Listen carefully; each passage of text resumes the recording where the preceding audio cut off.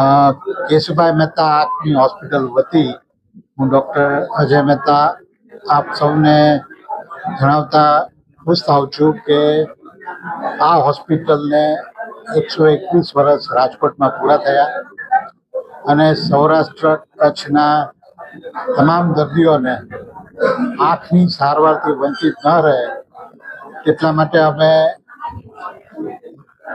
નેત્ર રોગ નિદાન અને સારવાર કેમ્પનું આયોજન ચાલુ કરી રહ્યા છીએ.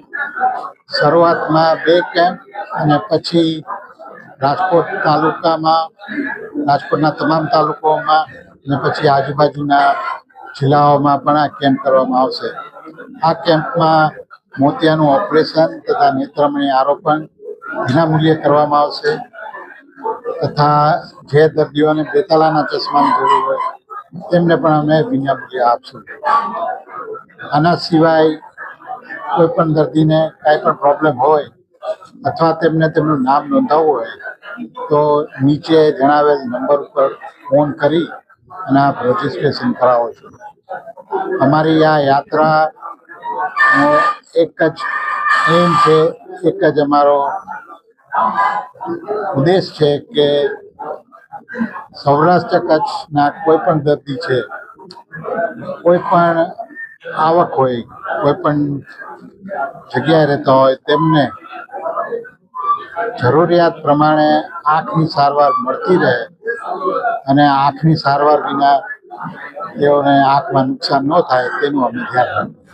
જો બાળકોમાં આંખનું ઇન્ફેક્શનનું મોટું કારણ શું છે? કારણ કે એક સાથે એક જ ક્લાસરૂમમાં ઘણા બધા બાળકો રહે છે અને તે લોકો એકબીજાને હાથથી એમ અડતા હોય છે. તો દર્દીઓને ખાલી એટલી જ વિનંતી, બાળકોને એટલી જ વિનંતી કે તમે હાથ તમારા છે એ અવારનવાર ધોતા રહો અને કોઈ પણ કારણસર તમારી આંખ લાલ થઈ જાય, ચીપડા વળવા માંડે તો તમારે સ્કૂલે ન જવું, જેથી બીજા બાળકોને પણ આ ચેપ ન લાગે. હા, મોબાઈલનો ઉપયોગ છે ને એ એક ટાઈપનું એપિડેમિક થઈ ગયું છે અને આના લીધે આંખમાં ડ્રાય આઈ સિન્ડ્રોમ અથવા કોમ્પ્યુટર વિઝન સિન્ડ્રોમ છે એ બહુ વ્યાપક ફેલાયેલું છે.